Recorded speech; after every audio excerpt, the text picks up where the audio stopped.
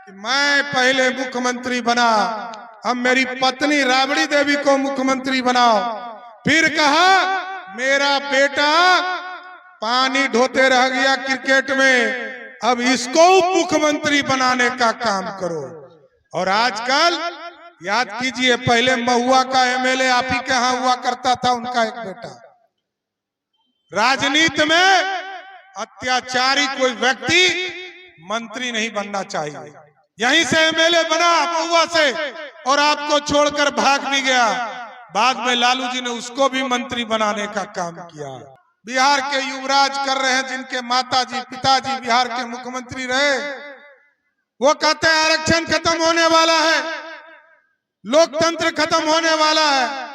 लेकिन याद कीजिए साथियों, 1990 से 2005 तक बिहार में किसी वर्ग को आरक्षण नहीं दिया, ना दलित समाज को, ना अति पिछड़े समाज को। लेकिन जब 2005 में एनडीए की सरकार बनी तो पहली बार 50% महिलाओं को आरक्षण आदरणीय नीतीश कुमार जी और एनडीए की सरकार ने दिया। साथ अति पिछड़े को सम्मान दिया और 20% आरक्षण देने का काम किया। और दूसरे तरफ कैसे लोग हैं, दूसरे तरफ ऐसे लालू जी का परिवार है साथियों, जो दूसरे को आरक्षण नहीं देता है।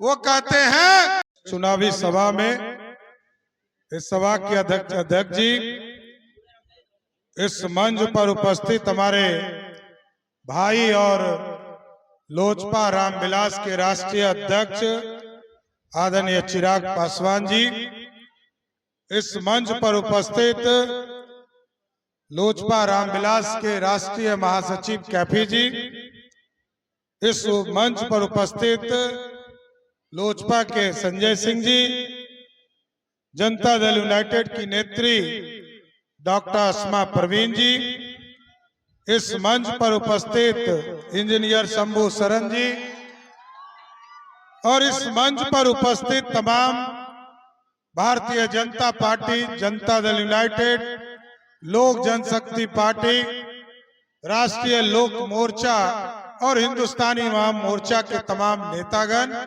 और इस मंच के सामने उपस्थित तमाम भाइयों बुजुर्गों, माताएं बहनों, नौजवान साथियों, छोटे छोटे बच्चों, आज आपको बताना चाहता हूं ये देश श्रेष्ठ हो रहा है साथियों।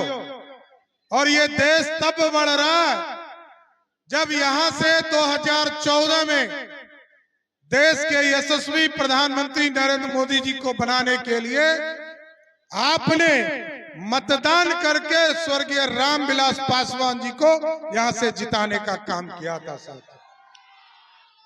और ये देश इस तरह बढ़ता हुआ आपको दिखेगा, जहां हम दुनिया में 12वें स्थान पर खड़े थे, अर्थव्यवस्था पे हम चर्चा नहीं करते थे, दुनिया में हमें चौथा वर्ल्ड कहा जाता था, दुनिया के गरीब देशों में हमारी गिनती होती थी। लेकिन देश के यशस्वी प्रधानमंत्री नरेंद्र मोदी जी और आदरणीय स्वर्गीय रामविलास पासवान के नेतृत्व में जब भारत बढ़ने लगा तो वही 12वें स्थान से उठकर हम 5वें स्थान पर पहुंचने का काम किए साथ। और साथियों आज देखिए दुनिया में डंका बज रहा है भारत का, और इसलिए भारत का डंका बज रहा है। आप देखिए यूक्रेन और रसिया का लड़ाई हो रहा था, और यूक्रेन और रसिया के लड़ाई में भारत के बच्चे फंस गए थे। मोदी जी ने फोन किया पुतिन जी को, युद्ध रोको। 48 घंटे के लिए युद्ध रुक गया।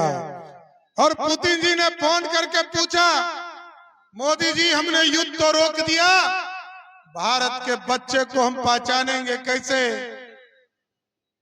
पुतिन जी को मोदी जी ने कहा, जिस बच्चे के हाथ में तिरंगा होगा वही भारत का बच्चा होगा साथियों। यह है भारत। आज दुनिया में डंका बज रहा है, आज दुनिया आगे बढ़ रहा है। लोग आपके बीच में आते होंगे, लोग कहते होंगे आदरणीय प्रधानमंत्री जी ने, स्वर्गीय रामविलास पासवान जी ने क्या काम किया है। आप सोचिए साथियों, इस देश की आजादी के बाद 70 वर्षों तक इस देश में मात्र 3 करोड़ लोगों को पक्का मकान मिला। लेकिन मोदी जी और रामविलास जी की जोड़ी जब इस देश में स्थापित हुई तो 4.5 करोड़ लोगों को पक्का मकान देने का काम मोदी और रामविलास की सरकार ने किया। और इस बार मैं जरूर आपको स्पष्ट करना चाहता हूं, 2025 का चुनाव आने वाला है और जिस भी गरीब को पक्का मकान नहीं है, हम एकदम आश्वस्त करते हैं 2025 के चुनाव के पहले सभी को पक्का मकान देने का काम बिहार और मोदी की सरकार करेगी। सर एकदम बिहार भी बढ़ना चाहिए। और क्योंकि लोग यहाँ चिंता करते हैं कि लोगों को बताने का काम बिहार के युवराज कर रहे हैं, जिनके माताजी पिताजी बिहार के मुख्यमंत्री रहे, वो कहते हैं आरक्षण खत्म होने वाला है, लोकतंत्र खत्म होने वाला है।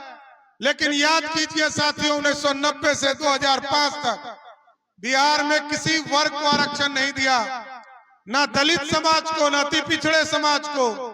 लेकिन जब 2005 में एनडीए की सरकार बनी तो पहली बार 50% महिलाओं को आरक्षण आदरणीय नीतीश कुमार जी और एनडीए की सरकार ने दिया। साथ अति पिछड़े को सम्मान दिया और 20% आरक्षण देने का काम किया। और दूसरे तरफ कैसे लोग हैं, दूसरे तरफ ऐसे लालू जी का परिवार है साथियों, जो दूसरे को आरक्षण नहीं देता है। वो कहते हैं कि मैं पहले मुख्यमंत्री बना, अब मेरी पत्नी राबड़ी देवी को मुख्यमंत्री बनाओ। फिर कहा मेरा बेटा पानी ढोते रह गया क्रिकेट में, अब इसको मुख्यमंत्री बनाने का काम करो। और आजकल याद कीजिए, पहले महुआ का एमएलए आप ही के यहाँ हुआ करता था, उनका एक बेटा। राजनीति में अत्याचारी कोई व्यक्ति मंत्री नहीं बनना चाहिए। यहीं से एमएलए बना महुआ से और आपको छोड़कर भाग भी गया। बाद में लालू जी ने उसको भी मंत्री बनाने का काम किया।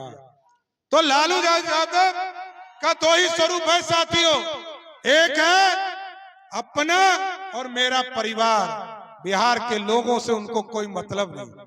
इसलिए इस बिहार को श्रेष्ठ बनाने के लिए, देश को समृद्धि की ओर ले जाने के लिए, देश को आगे बढ़ाने के लिए आदरणीय भाई हमारे चिराग पासवान जी को यहाँ से सारा रिकॉर्ड तोड़ते हुए इस बार चुनाव जिताने का काम कीजिए।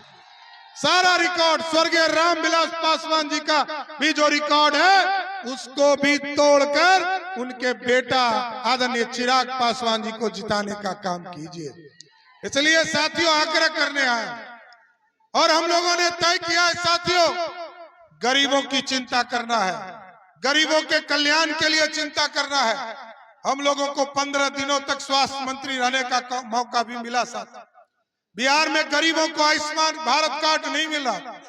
2 मार्च से लेकर 17 मार्च तक स्वास्थ्य मंत्री के तौर पर हमें काम मिला। हम लोगों ने 2 करोड़ लोगों को आयुष्मान कार्ड से जोड़ा और आपको स्वस्थ करते हैं। अब कोई हमारी बहनें, हमारी माताओं को गहना गिरवी नहीं रखना पड़ेगा, किसी को बैंक से पैसा निकालना नहीं पड़ेगा। अब बिहार में लगभग 10 करोड़ लोग जब भी किसी हॉस्पिटल में भर्ती होंगे उसका 5 लाख तक का इलाज मोदी और नीतीश कुमार की सरकार कराने का काम करेगा। साथ ये है साथी।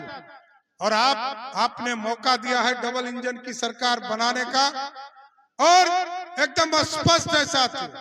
हम लोगों ने अभी तय किया है कि बिहार में अपराधी का राज खत्म करना है। ये जो बालू माफिया, शराब माफिया और जमीन माफिया, ये 3 तरह के जो माफिया घूमते हैं, उसको या तो हाजीपुर के जेल में बंद करना है, नहीं तो गया में पिंड दान देने का काम शुरू करने का काम किया जाएगा। साथी बिहार सुंदर बनाना है, उसमें गुंडागर्दी खत्म होनी चाहिए, अपराधीकरण खत्म होना चाहिए। और हमारे जो नौजवान चिंतित रहते हैं, लोग बहुत कहते हैं 17 साल बनाम 17 महीने, उनसे पूछिएगा 15 साल तक उनके माताजी पिताजी रहे बिहार के मुख्यमंत्री, 1 लाख लोगों को भी नौकरी नहीं दिया। 2005 से लेकर 2020 तक नीतीश कुमार जी के और सुशील मोदी के नेतृत्व में सरकार रही, 7.5 लाख लोगों को नौकरी देने का काम किया। और हम आपको स्वस्थ करते हैं, अगले साल हम लोग फिर वोट मांगने आएंगे आपके यहाँ महुआ विधानसभा में। एकदम स्पष्ट रहिए, जो 2020 का कमिटमेंट है 10 लाख सरकारी नौकरी, उसको जरूर वादा पूरा करके ही आपसे वोट मांगने करने के लिए आएंगे साथियों। इसलिए साथियों आग्रह करूंगा, निवेदन करूंगा, और भी कई कार्यक्रम अभी जंदाहा में भी करना है, उसके साथ साथ पटना में भी कई कार्यक्रमों में शामिल होना है। लेकिन एक आश्वासन आपसे चाहता हूं, तो चिराग जी को लाखों वोट से जिताइएगा ना, पक्का ना?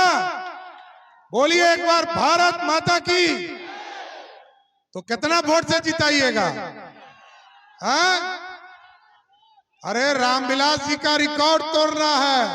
ऊपर से देख रहे हैं स्वर्गीय रामविलास पासवान जी, हम लोगों के नेता, कि हमारा बेटा, उनके बेटा को दुगने वोटों से जिताकर भेजिए, तो हमारा आग्रह पूरा होगा कि नहीं होगा? पक्का ना? तो चिराग जी को हम लोग स्वस्थ रखें ना। तो चलिए, बहुत बहुत धन्यवाद।